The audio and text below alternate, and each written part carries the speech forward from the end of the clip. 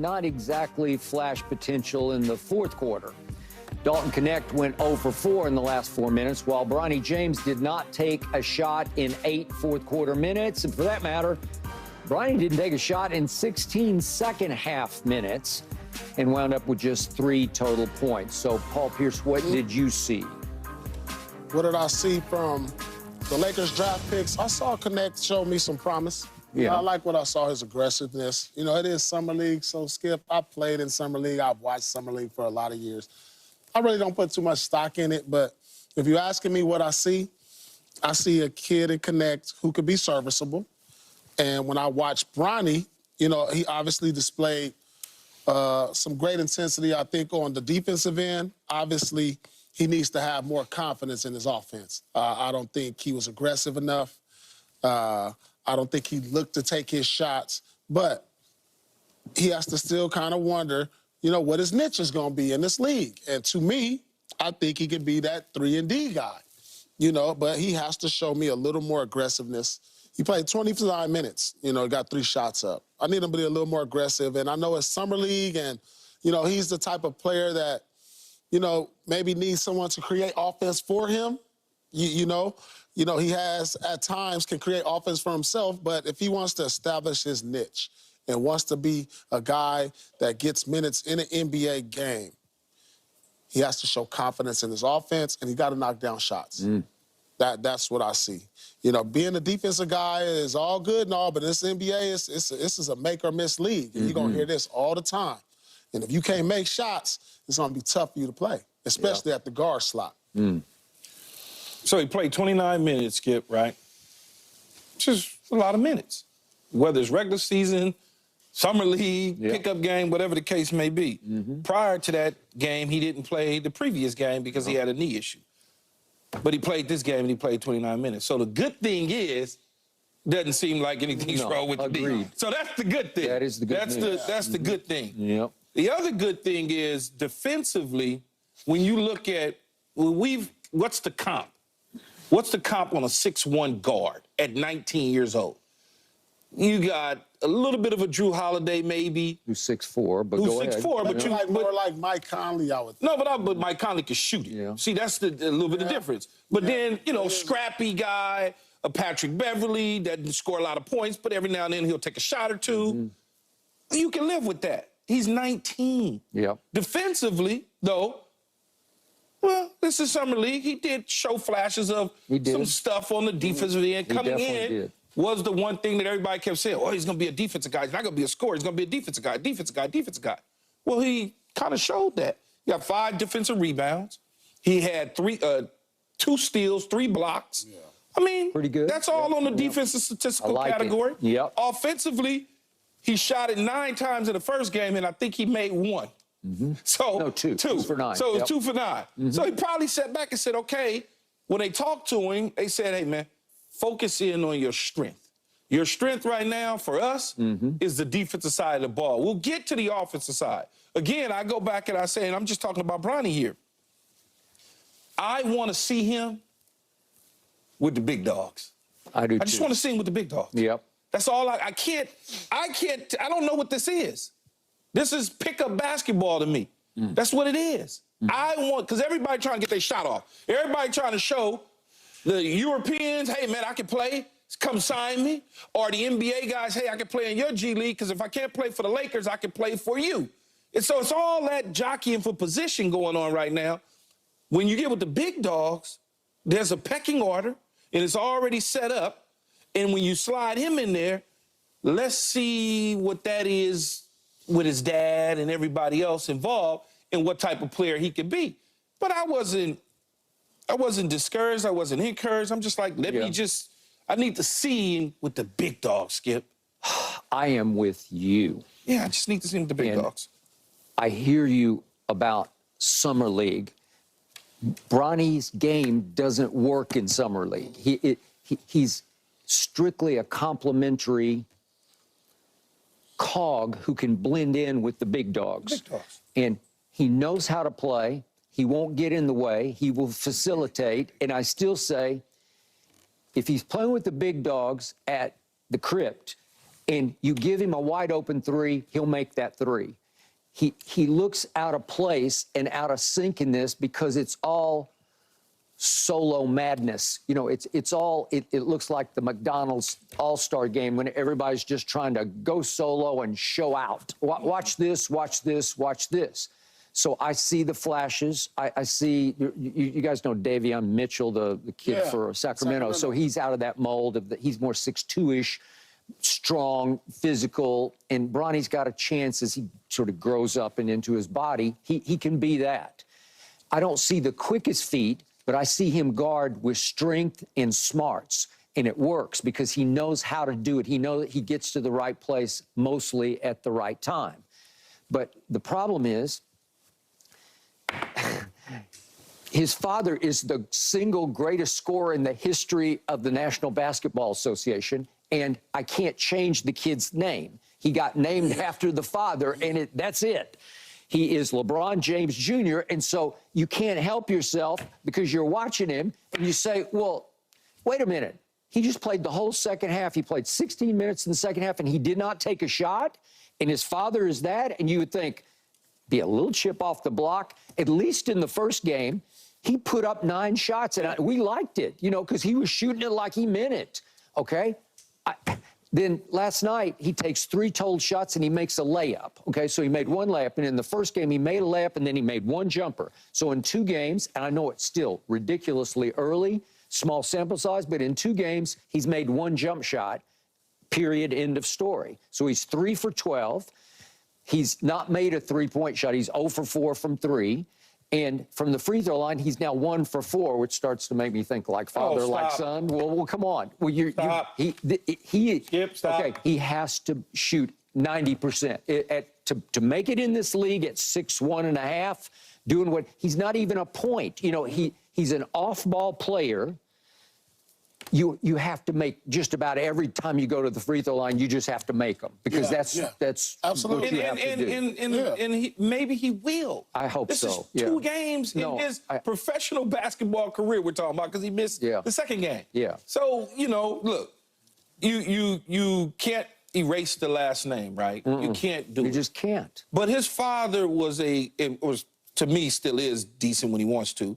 But he was a defensive player, too. Absolutely. So he's got at the highest level. So he's got a little bit of that trait. Yeah. When you talk about Gary Payton and Gary Payton Jr. the third, I think it's the third. That's another one. That's a good comparison. So when you look at that, GP could score.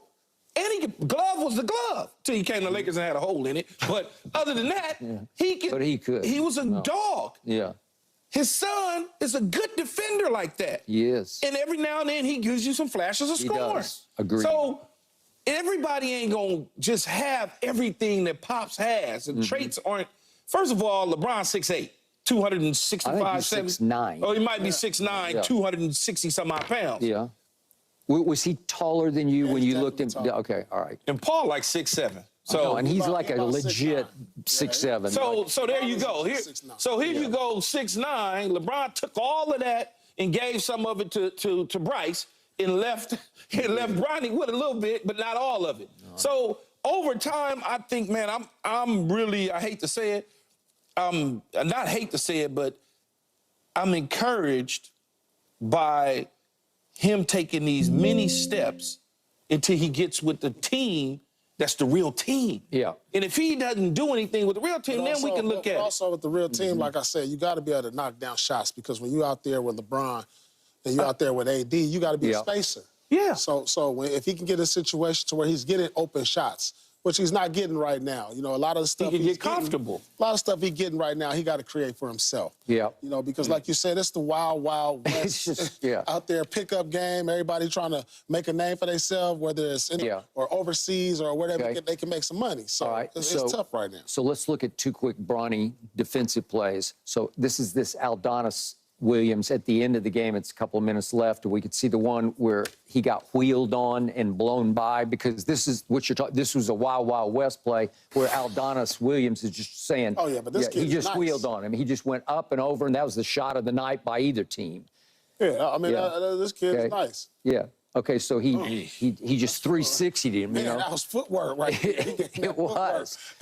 Okay, so but that's what everybody's And he going might have hit a solo. veteran. He might have hit a veteran with that. He one, would man. have. No, I don't know anybody would have stopped that. No. Okay, and then there's another play involving Bronny with 7:37 left in the game, and you're talking about his knee, and I thought, uh-oh, is this another injury situation? Because he left his feet just briefly, and then he tried to get back to the baseline and take it back. Oh, that's when he slipped. Yeah, and then he just got run through, and he stayed down for a while, and he was first I thought he was rubbing his knee, but then he was rubbing more down in his calf area, right?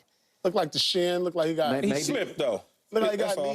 he caught a knee to the shin. See, when he there. jumped, I think they went knee to when he something, jumped, when knee he to bone. jumped, Yeah. he jumped up off the ground at the last second. Yeah. He jumped, and that's when he lost his footing and he slipped. Yeah. Get okay. up. That's the first thing I said. Okay. Oh, TV, man, get up, man. Ain't that wrong with But you? he got up. Yeah, he got up. And he played out the rest of the way.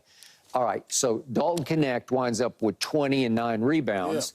But down the stretch, they're blowing this lead that they had.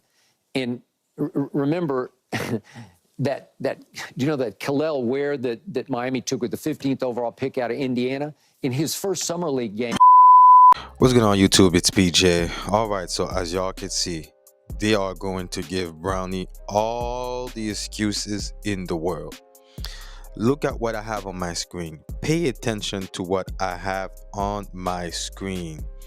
Remember when LeBron said that? Remember? Let's read it together. Man, Bronny definitely better than some of these cats I've been watching on League Pass today. Shit, lightweight, hilarious. Ha ha ha ha ha. 27 million. So, LeBron, because you said that, then we are going to expose your son. We are going to expose his stats. We are going to talk about his game. He is not exempt of criticism. You wanted him in the league so bad? All right then. Let him prove himself. Let's see. And right now, so far, your son is trash. Completely trash. He cannot play.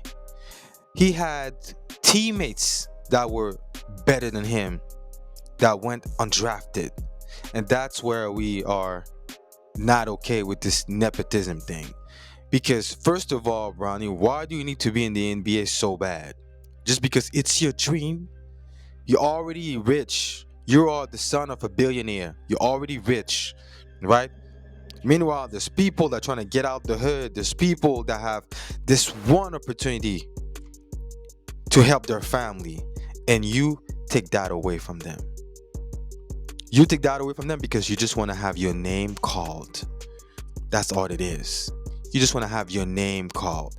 So guys, the reason why I'm making this video is because I'm calling out sports media in general. All right, it's not just about Bronny. I'm exposing the Bronny situation because it kind of like woke me up in the sense that these people are really trying to push this propaganda and this nonsense. You know, they're trying to make it seem like us Laker fans, we should be okay with this. It's the greatest thing on earth, seeing a father and son duo. But your son is trash. Your son can't play. He averaged 4 points in college, and now he has 3 points yesterday. So his stats is getting lower. You know, now you're gonna say, well, what else did he did, right? He had 5 rebounds, 3 assists, 3 blocks, 2 steals. So what? So what? He is not at that level yet to be in the NBA, because everybody else performed better than him. He got dropped twice. How many times you want this kid to be dropped for you guys to admit that he is not that good? And now Skip and Keyshawn are gonna say, well, you need to put him with professional who does this and that. If he cannot play with people who are not even at that level yet, who are not as professional as you guys are saying, how is he gonna play with professional? People gonna kick, man. They are going to kick his behind. He is not ready for the NBA. Stop making excuses for that kid. You should have stayed in college.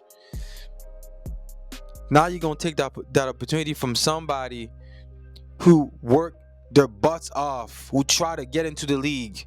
You took that 55th pick away from them. And I'm not just gonna blame it on you, because it's not just you. I'm not even gonna blame this on you at all. You just a wish kid who wanna live his dream. I'm putting this on your dad. Your dad, first of all, as a Laker fan, I despise him now. I despise him. All right. Last year, I went to a couple of games. I was cool with him because he was doing good stuff for the team. But him controlling the Lakers, taking over the organization like this, I despise him. I want him out. Go back to Cleveland, LeBron. Go back to Cleveland. You know what I'm saying? And it's disgusting to see that he has his buddy, his friend as a coach, and now he has his son.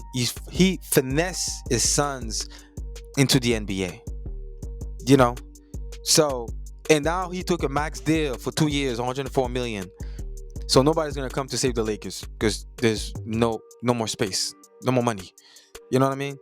So I despise him, right? At this point, I despise him. And that's just what it is. And y'all want to jump to defend Bronny and all of this, but where were you guys at when Sharif, Shaq's son, had an open heart surgery? Where were you guys at? Where were you guys at when Shaq's son had an open heart surgery? You guys were nowhere. Nobody said anything. But now, because you guys are such LeBron fans, y'all want to come defend LeBron like that. Your king. You guys want to defend your king like that. First of all, I'm not cutting any other man king. It's just weird. You know what I mean? Anyways, let me know what you guys think about that situation. Please comment, share, like, subscribe, and I'll see y'all on the next one. Peace out. It's a real team.